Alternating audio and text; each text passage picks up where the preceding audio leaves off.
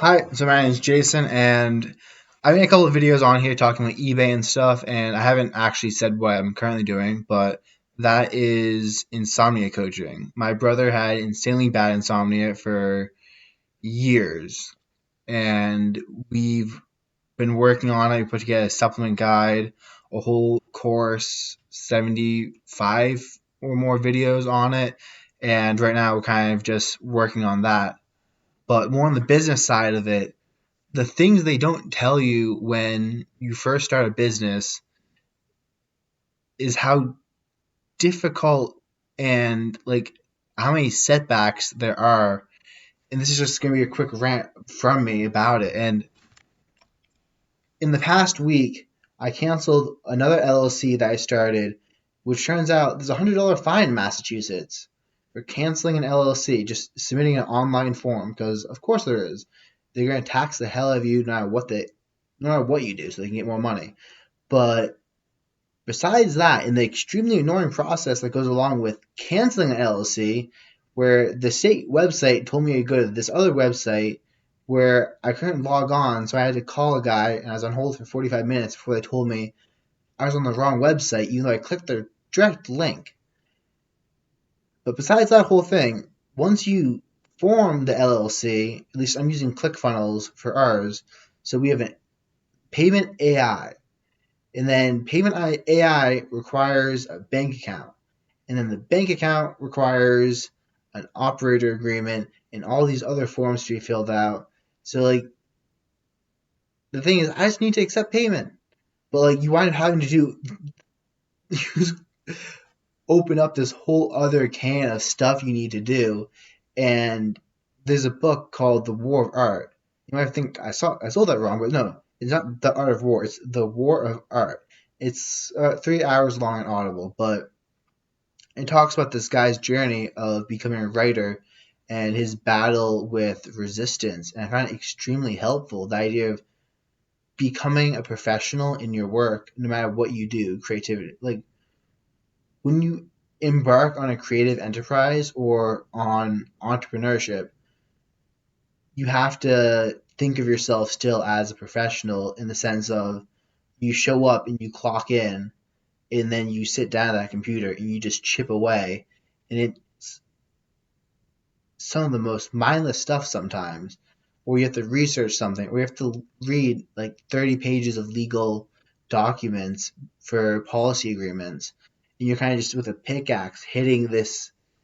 It feels like, I don't know, really old school analogy, Minecraft, trying to break an obsidian block with just your fist. You're like, can I, like, and then sometimes you accidentally sneeze, you move your mouse off the block, and then you have to restart from the beginning. And you're like, oh my god.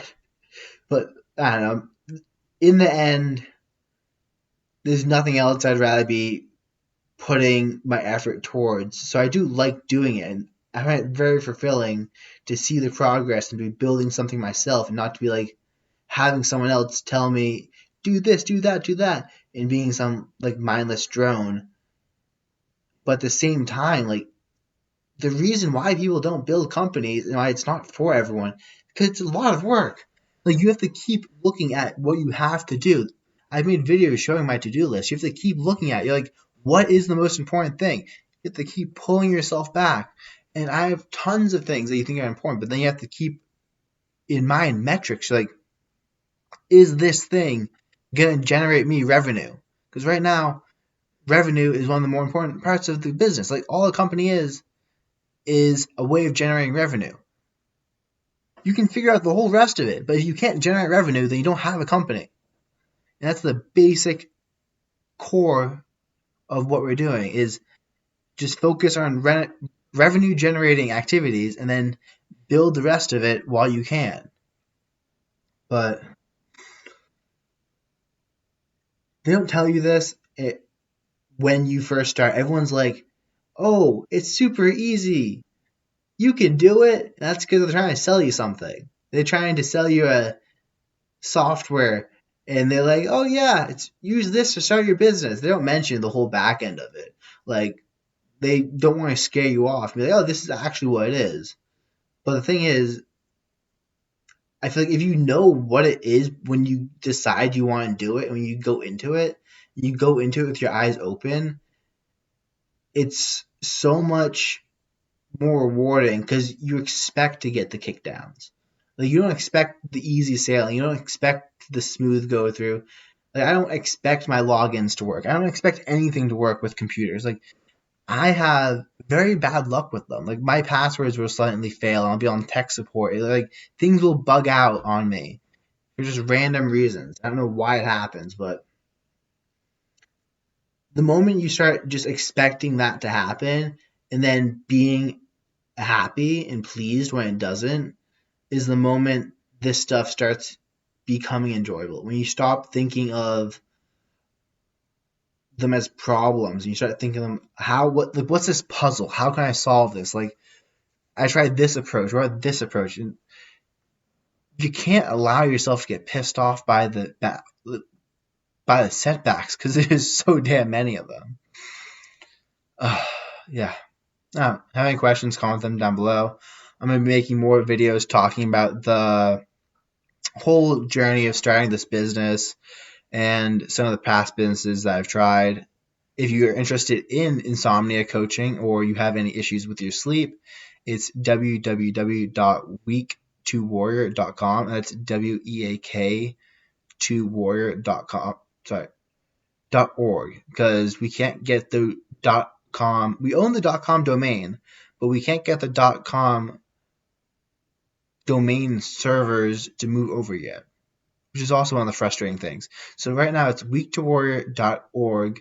You can come check us out. We have a webinar, weak2warrior.org/insomnia. You can sign up for that. There's a live Q&A with my brother, and he is truly the most knowledgeable health person I have ever met. And I mean, I talk about some health things on my channel, and I basically just go to him, learn as much as I can, implement it into my own life, and then reflect on what he's taught me. So definitely worth a look at.